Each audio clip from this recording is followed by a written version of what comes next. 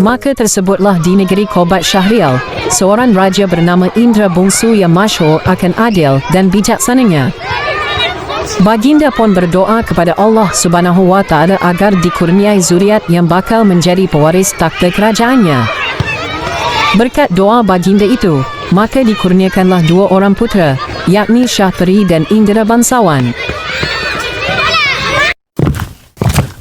Maka titah Raja Indra Bungsu kepada kedua puteranya, Hai anak anda Shah Peri dan Indra Bangsawan, hendaklah kamu ketahui bahawa siapa saja yang berhasil mendapatkan buluh perindu, dialah yang ayahanda angkat menjadi pewaris takhta kerajaan ini.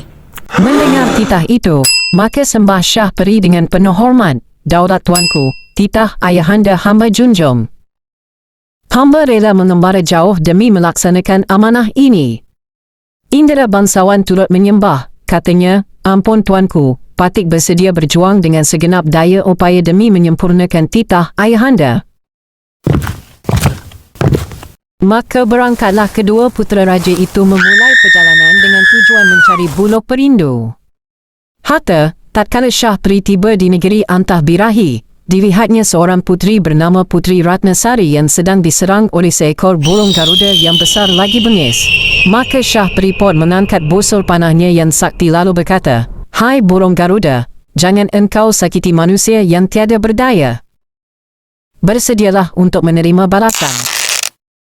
Dengan sekali lepaskan panah saktinya, maka burung Garuda itu pun jatuh tersungkur ke bumi, mati seketika.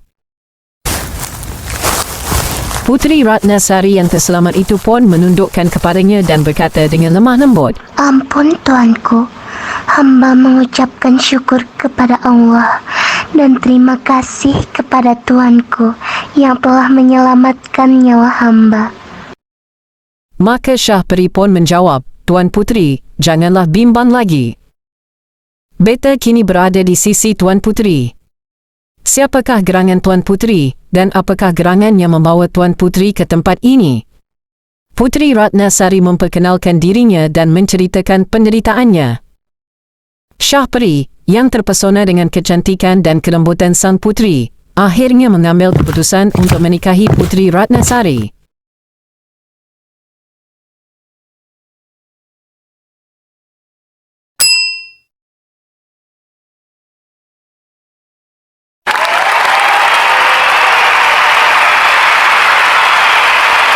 Adapun Indra Bangsawan yang terpisah dengan saudaranya, tiba di sebuah gua yang besar dan gelap. Tiba-tiba terdengar suara garang, siapakah engkau yang berani masuk ke tempat ini? Indra Bangsawan menjawab dengan penuh hormat, ampun bonda, hamba seorang pengembara yang tersesat. Mohon bonda memberi hamba perlindungan. Maka keluarlah seorang nenek raksasa dari dalam gua itu, katanya, jika engkau memanggil aku bonda, maka aku akan menolongmu. Indra Bangsawan tinggal bersama nenek raksasa untuk mempelajari berbagai ilmu kesaktian. Setelah bersiap sedia, nenek raksasa berkata, Kini, wahai anakku, pergilah dan selamatkanlah Puteri Kemanasari. Buraksa hanya dapat ditewaskan dengan keberanian dan kebijaksanaanmu. Indra Bangsawan pun menyamar sebagai si hutan agar dapat bertemu dengan Puteri Kemanasari. Sejak itu, hubungan mereka terjalin. Tatkala bertemu Buraksa, Indra Bangsawan berseru, Hai Buraksa, bersedialah engkau untuk menerima pembalasan atas kejahatanmu.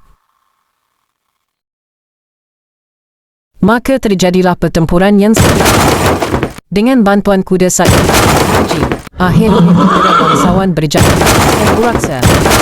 Setelah itu, Indra Bangsawan menikahi Puteri Kemanasari.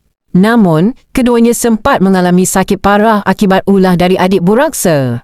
Dalam situasi itu, Shah Peri mendengar berita tentang saudaranya dan berkata kepada Puteri Ratnasari, Dinda, izinkan beta pergi menjenguk saudara beta. Beta tidak akan tenang sebelum mengetahui keadaannya. Setibanya Shah Peri di sana, Baginda menggunakan ilmu kesaktiannya untuk menyembuhkan Indra Bangsawan. Maka Indra Bangsawan pun berkata, Ampun saudaraku, jasa tuan tiada taranya.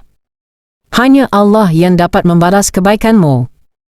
Akhirnya, Indra bangsawan bersama Puteri Kemalasari pulang ke negeri Kobat Syarial. Setelah berhasil menemukan buluh perindu, Baginda diangkat menjadi ahli waris Raja Indra Bungsu. Baginda pun memerintah dengan adil dan bijaksana selama hayatnya, dan negeri itu hidup dalam aman dan damai.